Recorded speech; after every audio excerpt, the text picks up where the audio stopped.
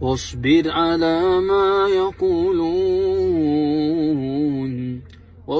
على ما يقولون واهجرهم هجرا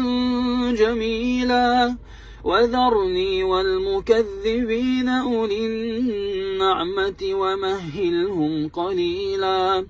إن لدينا أنكالا